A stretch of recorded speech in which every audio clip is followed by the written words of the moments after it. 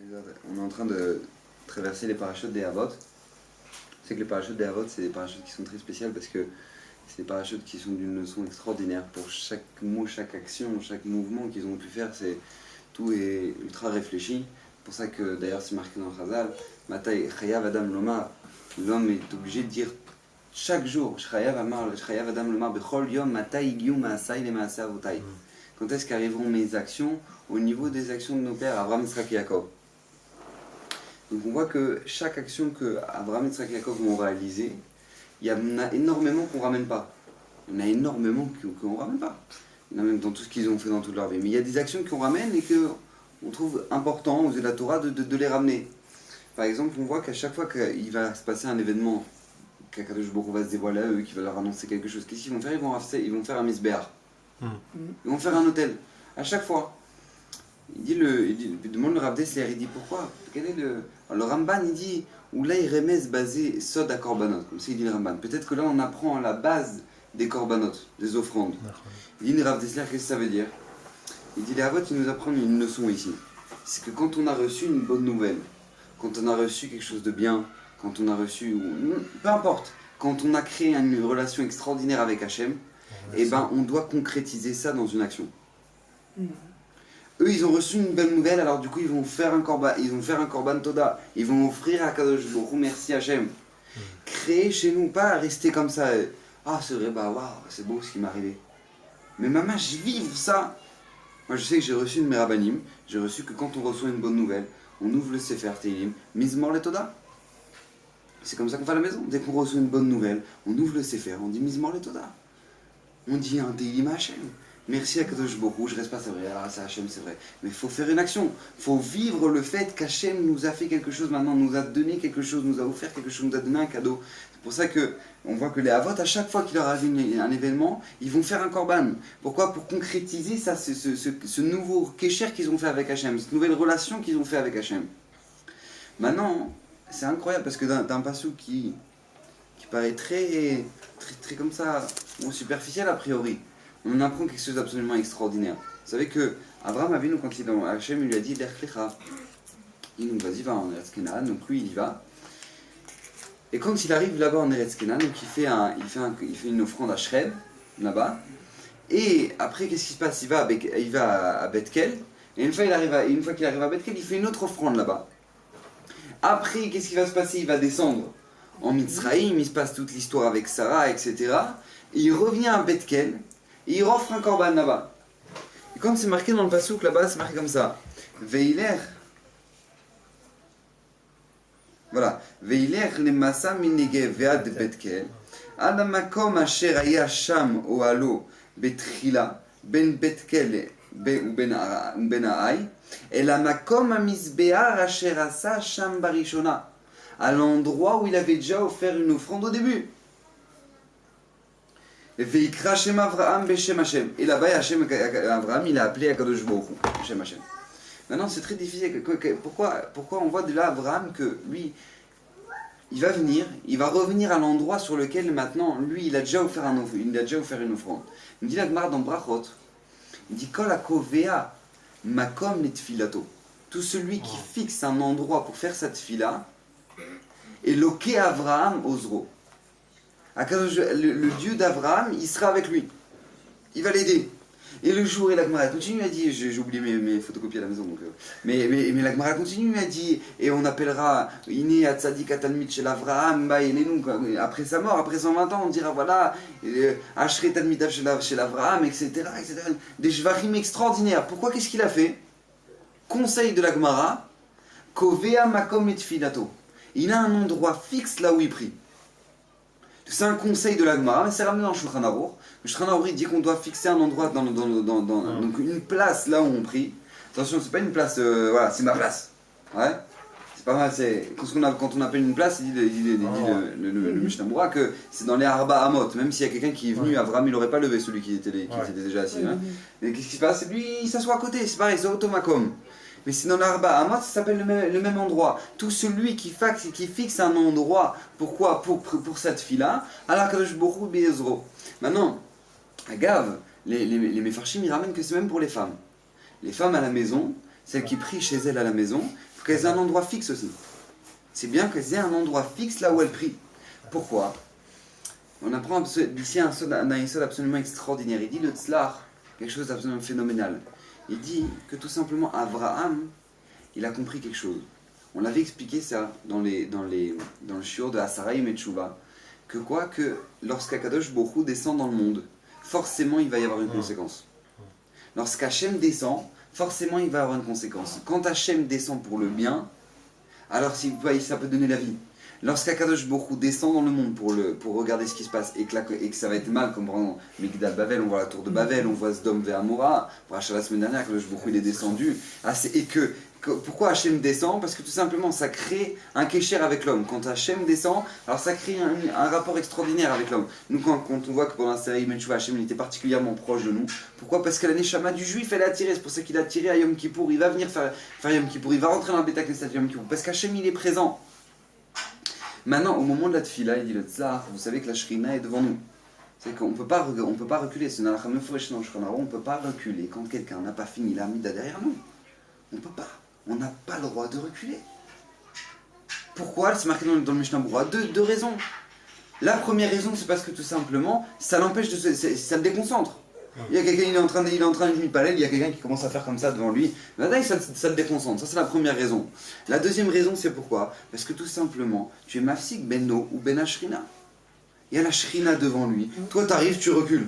Mais il y a la shrina devant lui. Il y a la shrina devant lui. Si tu sais qu'il y a une shrina devant lui, comment tu peux reculer? Tu recules pas à l'arrière comme ça? Pourquoi? Parce que tout simplement, quand un juif est mis de palais, quand un juif prie, il fait descendre la shrina. Il fait descendre la shrina devant lui. Lorsque la shrina descend dans le monde, ce ne sera jamais sans conséquence. Il nous dit le Stlar, c'est quoi le yesod de cette Gemara? Que tout celui qui fixe un endroit fixe, comme Abraham l'a fait, ça veut dire quoi? À partir du moment où on fixe un endroit pour faire la tefila, alors on a ramené la shrina ici. Donc cet endroit il devient kadosh. Lorsque maintenant on revient et qu'on replie à cet endroit il devient encore plus kadosh. Et quand on revient, on replie à cet endroit, il devient encore plus kadosh. C'est pour ça que même c'est marqué dans les poskim que le mieux c'est de prier à l'endroit où on étudie. Il y a un endroit où tu étudies, à la place où tu étudies au Beth Midrash, c'est bien de prier à l'endroit où tu étudies. Pourquoi? Parce que c'est encore plus kadosh l'endroit. L'endroit il devient encore plus saint. Donc tu te sers en fait de la gdoucha de l'endroit qui était présente. Pourquoi? Pour pouvoir faire encore plus de tefillah. Vous savez qu'il y a une histoire absolument incroyable. Une fois il y a un juif qui est parti dans une ville là-bas, dans je sais pas où, c'était en Russie. Et il arrive dans un Beth Knesset, il s'assoit. Et qu'est-ce qui se passe? Il commence à faire une tefillah de malade. Il s'envole. Un truc, il a des cavanos de folie. Oh, il ressort, il était comme un fou. Mais quelle tefillah incroyable j'ai pu faire ici. C'est un Beth Knesset, ça m'inspire. Et qu'est-ce qui se passe? Il dit, mais les gens qui sont dans le Beth Knesset, il dit, mais en fait, l'endroit où tu t'es assis, c'est l'endroit que quand le Gaon de Vilna, il part en galoute, vous savez que des fois les tzadikim pour faire des mechaper des avérotes, bon les avérotes, c'est pas bien, mais en tout cas le Gaon de Vilna des fois il partait en galoute. C'est quoi en galoute? On ne peut pas rester plus de 2 jours dans une même ville, on n'annonce pas qui on est, etc. Personne ne doit savoir qui on est, etc. Et il y en a qui disaient, c'est Gaon, c'est pas possible. Et il le voyait, quand il venait en galoute, et ben il s'asseyait sur cette chaise-là. Donc l'endroit il a acquis une telle gdoucha que toi maintenant quand tu viens, c'est phénoménal. C'est extraordinaire. C'est que les calottes, ils ont une ségoula. Les calottes, elles ont une ségoula, Mnebrak. Elles vont s'asseoir sur la chaise du stapler, du père de Raphaël Kanievski. Elles vont toquer chez la rabbinite. Et qu'est-ce qui se passe? Elle s'assoit sur la chaise du stapler, là où il étudiait. Elle s'assoit avec sa robe de kala, et tout. Elle prie là, elle fait des tfilotes. Pourquoi? Parce que c'est un makom kadosh. C'est une ségoula. Maintenant, qu'est-ce qui se passe? Le tzar, il dit que. C'est pour ça que Agav, le Harizal, c'est marqué dans les livres des Talmidés du Harizal, des élèves du Harizal, que quand le Harizal il marchait avec ses Talmidim, et ben une fois les Talmidim ils racontent que le Harizal il partait. Ils marchaient ensemble, il partait. Il allait, il revenait. Après il partait. Il allait, il revenait. Les Talmidim disent, j'ai pas compris, Rav, on marche avec vous, d'un coup vous partez, vous allez là-bas et tout. Il dit mais oui. L'endroit où je vais là-bas, c'est l'endroit où se tenaient les Tanaïm. Là-bas, il y a des Tanaïm qui ont étudié. Il y a Rabbi Akiva qui a étudié là-bas. Il dit, ils ont laissé de la Gdoucha. Ils ont laissé de la Gdoucha. Quand moi je vais là-bas, ça m'inspire. J'ai des compréhensions extraordinaires. Parce que là-bas, ils ont prié. Là-bas, ils ont prié. Vous savez que le roi Chaim Akadosh, la première fois qu'il est arrivé à Méron, il a monté Méron à quatre pattes. À quatre pattes, il a monté Méron. Je dis, c'est pas cavode, le roi Chaim, mais vous montez à quatre pattes. Il a dit, mais oui, mais vous voyez pas les malachim qu'il y a ici? Pas comme cet endroit, il est kadosh. C'est comme ça. Parce que tout simplement, l'endroit où maintenant on a fixé, c'est l'endroit où le Khatam Sofer, il ramène que, vous savez qu'on finit la gala de Pessah, on dit cette année-là, on est ici, mais l'année prochaine, on est à Yerushalayim. C'est quoi la Kavana? C'est tout simplement l'année prochaine, Bezrat Hashem, on fera le Seder, on va emmener le Korban Pessah, etc.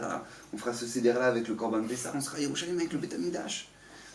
Il dit le Khatam Sofer, il dit c'est pas juste cette année on est là et l'année prochaine au Beth Amikdash, on sera à Yerushalayim avec le retour du Beth Amikdash. C'est pas Stam, il dit le Khatam Sofer. Il dit Ad Kedekar que même la maison, il dit le Khatam Sofer, la maison dans laquelle on a fait le Seder, cette maison-là la Kiril Akdusha. Et cette maison-là on l'aura à Yerushalayim. C'est marqué dans la Gemara, c'est marqué que les batéknissiotes de Babel, elles vont se déplacer à Yerushalayim quand il y aura le Beth Amikdash. C'est-à-dire que quoi? C'est-à-dire que l'endroit dans lequel il y a une doucha, il sera attiré par la doucha d'Yerushalayim. Attiré mamash. C'est que une fois, il y a un avrech, il est parti voir Ben Sion à Bachalou. Il lui a demandé comme ça, il a dit, Kvodarav, j'ai une question. J'ai un 2 pièces, j'habite dans un 2 pièces et demi, et maintenant, j'ai 9 enfants. Et donc c'est marqué que le Rav Ben Sion Bachalou, on raconte que le Rav Ben Sion Bachalou, une fois il est parti, et donc un avrech, il lui a posé une question, il a dit voilà, j'ai 9 enfants, j'habite dans un 2 pièces et demi. Alors est-ce que maintenant je déménage dans un 4 pièces ou pas? J'ai une occasion d'un 4 pièces, exactement, maintenant moi j'ai pas d'argent pour pouvoir investir, maintenant moi quoi, j'ai exactement l'argent que si je vends mon 2 pièces et demi, je rentre dans ce 4 pièces là. Alors Ben Sion il me pose la question, je sais pas comment il t'a trouvé un 4 pièces au prix de 2 pièces et demi, il a un problème cet appartement. Et oui, c'est-à-dire que c'est un très grand 4 pièces, mais le problème c'est qu'il est au sous-sol. C'est-à-dire qu'en fait il y a des fenêtres en haut. Donc est-ce que maintenant c'est Kedaï que je déplace ma famille avec mes 9 enfants dans un 2 pièces et demi, et qu'on reste dans le 2 pièces et demi ou qu'on va dans le 4 pièces? Robinson il dit non, tu déménages pas, les enfants ils ont besoin de lumière. Ils ont besoin de lumière. Ils ont besoin de lumière pour leur maison, etc. Même si vous êtes collés, ils ont besoin de lumière, il ne faut pas vivre dans un sous-sol. Alors le Robinson il dit mais c'est quand même bizarre, Makara, comment c'est, même si d'accord, ok c'est au sous-sol, mais quand même 2 pièces et demi face à un 4 pièces, Makara, Yerushalayim. Alors il répond, Rav Ben Sion, il dit oui, parce qu'en fait c'est une Yerusha, ouais, c'est un héritage. C'est un héritage qu'en fait les enfants ils ont de leur père qui était le Kafar Chaim. Non, le Kafar Chaim, ouais, c'est un des Gdolé à Poskim Sfaradim qu'il y avait à Yerushalayim. Ouais. Un Gdolé à Mekoubalim, c'est un Mekoubal extraordinaire. Le Rav Ben Sion il dit mais moi je l'ai connu, moi, le Kafar Chaim, regardez son œuvre, amenez voir qu'il est dans tous les Beth Knesset, le Kafar Chaim, le Kafar Chaim. Il dit mais moi je l'ai connu le Kafar Chaim. Il dit mais moi je sais la Gdoucha qu'il avait lui. Je sais la Gdoucha de cet homme-là. Quand il faisait Birkat Amazon, il s'enfermait, il peut y rester une demi-heure pour faire toutes les cavanotes. Je connais cet homme-là. Il dit achète, vas-y, va revenir. Il dit je n'ai pas compris. Alors, vous venez de me dire que quoi, il ne faut pas que je déménage dans un 4 pièces parce que qu'est-ce qui se passe maintenant, il n'y a pas de lumière pour les enfants. Maintenant que je suis en train de vous dire que c'est celui du Kafar Chaim, ça ne va rien changer à la lumière, il n'y aura pas plus de lumière, pas casser les murs. Il dit là-bas, il y a la Gdoucha. Il y a mieux de la lumière avec Gdoucha. Il dit, t'auras pas mieux pour faire grandir tes enfants que de les faire grandir dans un endroit où il y a eu un gadol comme ça qui a grandi. Va, achète. Achète, il lui a dit. T'auras pas plus de facilité dans ton Rinour que ça. Les murs, ils sont remplis de Gdoucha. Les murs, ils sont remplis de Gdoucha. Une fois le Chazonish s'est déplacé chez le Rav de Brisk, à Yerushalayim, parce qu'il devait se déplacer pour une Brit Mila. Il est venu, il a rendu visite au Rav de Brisk. Quand il rentre dans la maison du Rav de Brisk, le Rav de Brisk était en train d'être mis de palais, je sais pas si c'était Mincha ou Arvit. Chazonish il rentre, donc il attend, et il se déplace comme ça dans tout le salon, comme ça, il touche les murs et tout. Je dis, mais Rav, si vous arrivez, vous avez jamais vu une maison quoi? Je dis, si, Rav, mais cette maison elle est remplie de Gdoucha. C'est incroyable. Une fois que le Rav de Brisk, une fois que le Chazonish il est reparti, on lui a dit au Rav de Brisk, vous savez ce que le Chazonish il a dit sur vous? Et cette maison, elle est remplie de Gdoucha. Alors de il a dit, bah oui, c'est normal, il était dedans. Donc comme il était dedans, lui, c'est normal qu'il est rempli de Gdoucha. Mais c'est à me comprendre que quoi, qu'il y a un potentiel extraordinaire, qu'à partir du moment où il y a de la Gdoucha, on peut rajouter de la Gdoucha. Je sais que c'est une grande séboula pour la maison, pour une chemira dans la maison, c'est d'avoir des livrets Torah dans la maison. Que le père il étudie dans la maison. Pourquoi? Parce que c'est qu'une fois la Arben Kanievski, on a voulu faire des travaux chez elle à la maison. Ouais, ses enfants, ils se disent, c'est bon, vous allez chez Raphaël, c'est croulant quoi, quand même, comme truc. Donc qu'est-ce qui se passe? On lui a dit, Rabbanit, faites des travaux dans votre appartement, etc. Il dit, mais pourquoi? Pourquoi? Mais ils sont très bien mes murs. Il dit, comment vous voulez que je casse un mur qui est imprégné de Gdoucha, de divrei Torah, de mon mari et de mes enfants? Je vais casser un mur comme ça? Il me dit, très bien, c'est le plus beau mur que j'ai. Il n'y a pas, tu fais pas de travaux. Il est kadosh. La maison, elle est Gdoucha. C'est pour ça que maintenant on peut comprendre que l'endroit où maintenant l'univers, et dit la Gemara, l'univers est en expansion, c'est quoi? C'est le Harabaït, l'endroit du Beth Amikdash. C'est l'endroit, à cet endroit-là, depuis cet endroit-là, l'univers il est en expansion, dit la Gemara. Maintenant, pas seulement ça, c'est l'endroit où Adam Arishon il a été conçu. La terre, pour façonner Adam Arishon, c'est de cet endroit-là. Pour que quoi? Pour que les fautes qui ont été faites par l'homme, elles puissent être rachetées par les korbanot. Et à cet endroit-là où l'homme il a été créé. Mais dit maintenant, c'est pas pour rien que maintenant, c'est ce même endroit-là, ça va être l'endroit où Avel, où Caïn et Avel, ils vont eux-mêmes mettre Makriv leur korbanot, c'est à cet endroit-là. C'est à cet endroit-là. C'est pas pour rien que ce même endroit-là, c'est l'endroit où Noach, quand il va sortir de la Teva, et ben Shem, il va être Makriv son korban là-bas, à cet endroit-là. C'est l'endroit de la Hakeda. C'est l'endroit de la Hakeda Tisrak. C'est l'endroit où maintenant lui il va être Makriv à Abraham. C'est l'endroit où maintenant Yaakov lui-même, quand il va partir chez Lavan, il va faire l'aller-retour. Je suis pas allé prier là-bas. C'est la pierre de... Ça va être l'endroit où maintenant que le Beth Amikdash va être construit, le premier et le deuxième. Où ça? Dans le Shevet Binyamin. Pourquoi dans le Shevet Binyamin? Pourquoi le Beth Amikdash, le Kodesh HaKodashim, il est dans le Shevet Binyamin? Il demande la Gemara dans Rosh Hashanah. Pourquoi c'est dans le Shevet Binyamin? Binyamin n'a jamais été Pogem son père. Il n'a jamais fait du tsar à son père. C'est le seul de tous les enfants qui n'a pas fait partie de la Mechirat Yosef, etc. Donc lui, c'est le seul qui n'a jamais touché son père, se fauter envers son père. Donc c'est sur le territoire où maintenant lui qui n'a jamais touché à son père, alors eux, tout le Ham Israël qui veulent voir leur père chez Bachamaï, c'est pas prosterné aussi. Il s'est pas prosterné. Il s'est pas prosterné devant Esav, aussi. Donc ça va être le seul endroit où maintenant lui, celui qui n'a jamais vexé son père, qui n'a jamais fait du mal à son père, le Ham Israël va pouvoir construire la maison, la Virem chez Bachamaï. Tout cet endroit-là, c'est un endroit qui est kadosh, qui garde sa Gdoucha. Pourquoi? Parce qu'il y a un ribouille, il y a eu un ajout à chaque fois de Gdoucha, encore une Gdoucha, encore une Gdoucha, encore une Gdoucha. Maintenant, on comprend qu'il n'y a pas seulement ça, il n'y a pas seulement ce yesod-là, que l'endroit même, c'est cet endroit-là même, il prend de la Gdoucha. Il y a même la Gdoucha dans le temps. Vous savez que le premier Tishri, c'est Rosh Hashanah. Pourquoi le premier Tishri, c'est Rosh Hashanah? Quel rapport? Pourquoi pas en Kislev? Pourquoi pas Kislev? Pourquoi en Kislev? Parce que tout simplement, on dit l'Agma, le premier Tishri, c'est le jour de la création, c'est pas là que le jour de la création du monde. C'est le jour de la création d'Adam Rishon. Et c'est ce jour-là où Adam Arishon va se faire juger. Et puisque ça a été un jour de din, le jour de Adam Arishon, alors à ce moment-là, Rosh Hashanah, ça va devenir Yom HaDin. Quand vous regardez un phénomène absolument phénoménal, quand vous regardez les Ta'aniot, vous regardez voilà, aujourd'hui c'est 17 Tammuz, Tisha B'Av, vous regardez, il y a une liste de choses qui sont arrivées pendant ce moment. J'ai pas compris. Par hasard, t'as 365 jours, ils tombent tous là-dedans. C'est vrai. C'est 17 Tammuz, il est arrivé ça, voilà, faille de Jérusalem, ils a brisé les louchot, il s'est passé ça. J'ai pas compris. Tisha B'Av, voilà, il y a eu les Meraglim, il y a eu ça, il y a eu ça. J'ai pas compris. Comment ça se fait? Il y a sur 365 jours, il n'y a pas un autre jour, c'est celui-là. C'est la poisse ou quoi? Comment ça se fait? Parce que tout simplement, ce jour-là, c'est un jour d'accusation. Parce que vous avez commencé avec vos lourdeurs, avec les Meraglim dans le désert. Donc maintenant, ce jour-là, vous avez pleuré pour rien. Alors vous pleurerez pour une raison. Ce sera le jour de la destruction du Beth Amikdash. C'est phénoménal. Chaque jour de Ta'anit, il y a une liste d'événements qui s'est passé. Parce que c'est un jour qui est Mesougal pour ça. On a expliqué pourquoi pendant le Zman de Elul, c'est un Zman où Akadosh Baruch Hu, il est avec nous. C'est une période où Hachem il est proche de nous, particulièrement à Sarim et Tchouva. On avait expliqué pourquoi. Parce que tout simplement, quand on était dans le désert, au moment où Bilam il a voulu maudire le Ham Israël, et qu'il a fait toute la Hitza avec Balak, et bien tout simplement, c'était pendant cette période-là. Et Akadosh Baruch Hu ne s'est pas mis en colère. Donc puisqu'Hachem ne s'est pas mis en colère, c'est des jours de miséricorde. Et donc du coup, ça restait pour tout le temps. Donc on voit qu'il n'y a pas seulement une doucha dans l'endroit, il y a une doucha même dans le temps. Même dans le temps. Dans le temps, il y a une doucha que le Ham Israël y garde.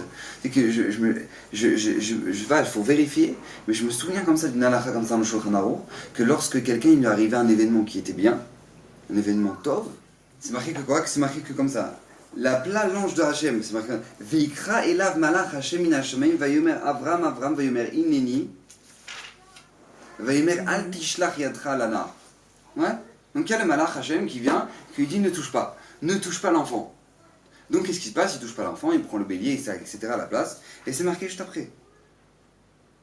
Veikra malach Hachem el Avraham shenit min Hashemayim. Une deuxième fois le malach il vient, et à ce moment-là il fait les brachot. Il dit Veyomer bibi nishmatinu Mashem Kiyam asher asita et adavar hazeh velo chasharta et benichad. Il vient une deuxième fois, il est là, maintenant il le bénit. J'ai compris.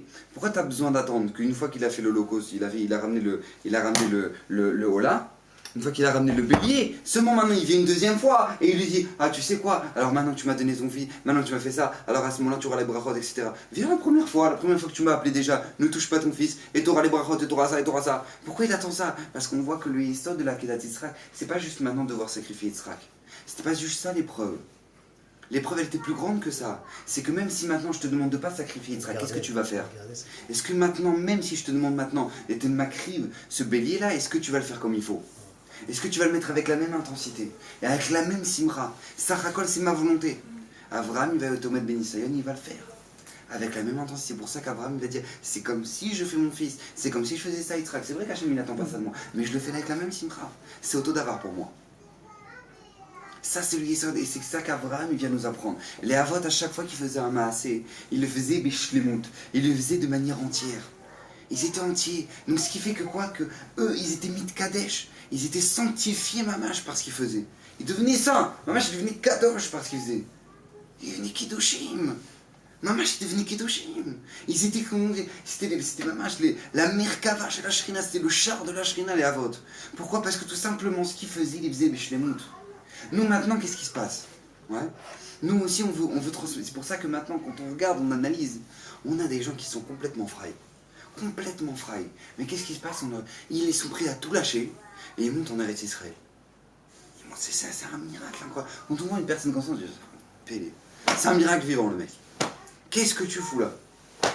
Tu t'es complètement à côté de la plaque, tu n'écoutes pas la Torah, tu fais rien, et maintenant tu viens de rester. Oui, c'est ma terre, machin. Il sait même pas que c'est parce qu'il a dans les gènes.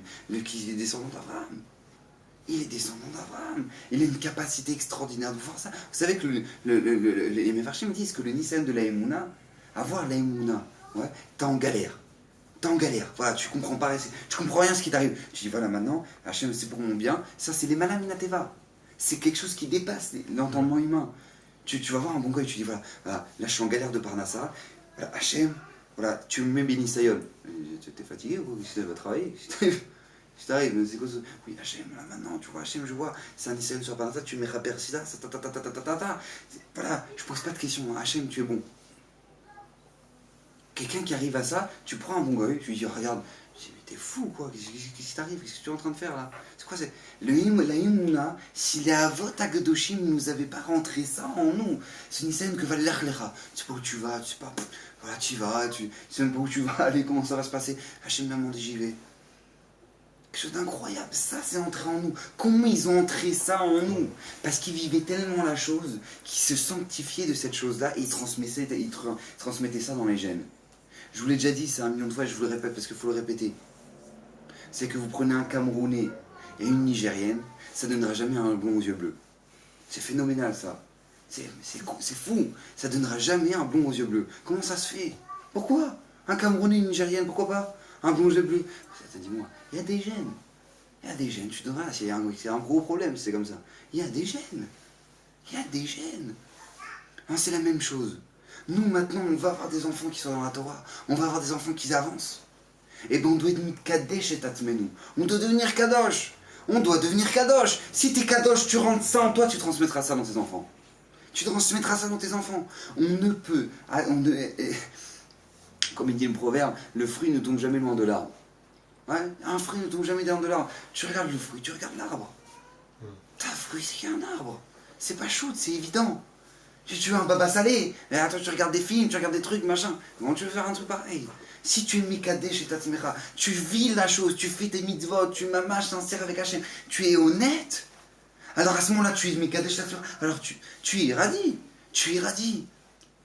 Parce que c'est pas normal que maintenant on peut être Mekadesh un endroit, on peut sanctifier un endroit, on peut sanctifier le temps, on peut sanctifier un objet, et nous on reste les mêmes.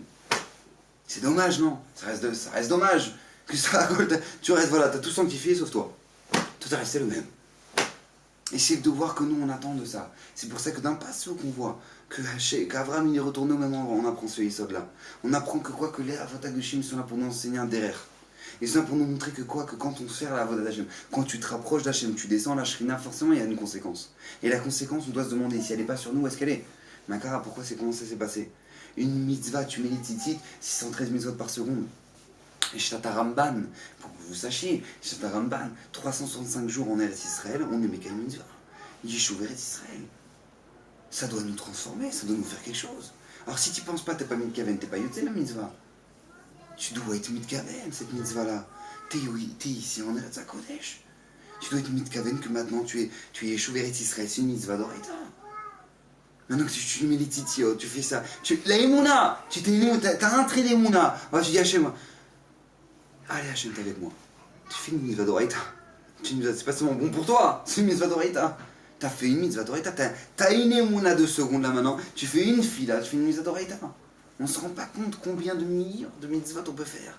Combien de milliers de mitzvot on peut faire chaque seconde. Et comment ça se fait. Et on doit se demander comment ça se fait qu'on ne change pas. Donc Bezrat Hashem Mirazon Kakadosh Baruch Hu nous permettre, dans tous ces parachutes, quand on voit les Maaseh des Avot, qu'on puisse se sanctifier, qu'on puisse comprendre l'importance des choses. Parce que tout simplement, nous, des fois, malheureusement, si on n'a pas, ça n'a pas de hachpa chez nous, c'est parce que tout simplement, des fois, on n'y croit pas. Il y a beaucoup de gens qui n'y croient pas. Moi, je suis persuadé que c'est halakha là, c'est une halakha connue, qu'on recule pas quand tu fais l'amida, quand il y a quelqu'un qui fait l'amida. Pourquoi les gens ils reculent? Ils le savent. Tu leur dis aux gens, je dis, mais tu sais que t'as pas le droit de reculer. Ils disent, oh ouais, je sais, excuse-moi. Pourquoi t'as reculé? Dis-moi, tu sais qu'il faut pas manger du khamet sapessar, comment ça se fait que tu manges pas? Et là, je te dis pas reculer, c'est marqué dans le choix, non, saute devant. Pourquoi? Ah ouais, parce que les gens ils y croient pas. Les gens ils y croient pas. Ouais. Tu t'es ma amine, quoi, il y a Hachem maintenant devant toi. Il y a Hachem devant toi, tu vas reculer, toi. Il est en train de parler avec le président, tu vas reculer le président. Pardon. Tu vas faire un truc pareil, c'est pas chouette que non. Je vois, il y a Hachem devant lui, tu vas commencer à reculer. Parce que les gens n'y croient pas. Ils y croient pas. Quand on te dit, tu sais quoi, tu lis les corbanotes le matin, et ben c'est qui nous, tu as été m'acrive les corbanotes. Ouais, parce que tu crois pas. Tu crois pas. Donc ce qu'on n'y croit pas, on le fait mal. Donc si on le fait mal, on n'est pas mécaïm. Je vous ai raconté cette histoire-là du Rav. Du Admon Metzans Klosenburg. Le Admon Metzans Klosenburg, le jour de Rosh Hashanah, il a demandé à faire Kriyat Torah. Parce qu'au moment où maintenant on lit la parashat, c'est la semaine dernière, au moment où il a jeté Ishmaël, les parashat Hashavua, au moment où il a jeté Ishmaël de la maison d'Abraham, c'est le passage qu'on lit à Rosh Hashanah. Il dit, lui, il a demandé à le lire. Parce que celui qui imite Kaven comme il faut, eh ben, il donne un coup à roi Israël que Ishmaël n'ait pas d'influence sur eux pendant toute l'année. Imaginez un peu le truc de Kriyat Torah. Imaginez la répercussion de ce qu'on peut avoir. C'est phénoménal. C'est phénoménal. Nous, on est en train d'étudier, on a le téléphone qui sonne. Oh là, ouais, ça va? Ouais, ça va? Je dis, putain, j'ai pas compris. Il y a la shrina devant toi. Pas mal. Il y a la shrina devant toi. Hachem, il est là. Maintenant, c'est ouais, d'accord, moi, il est là. Donc, Bezrat Hachem, qu'on puisse être conscient de ça, qu'on puisse se renforcer à travers ça, qu'on puisse être Mitkadesh et Tatzmenu, qu'on puisse s'élever, parce que c'est ma machin histoire dans la Avodah d'Hachem. Si on veut un changement chez nous radical, si tu veux, c'est que tout simplement, il faut comprendre la chance de ce qu'on a.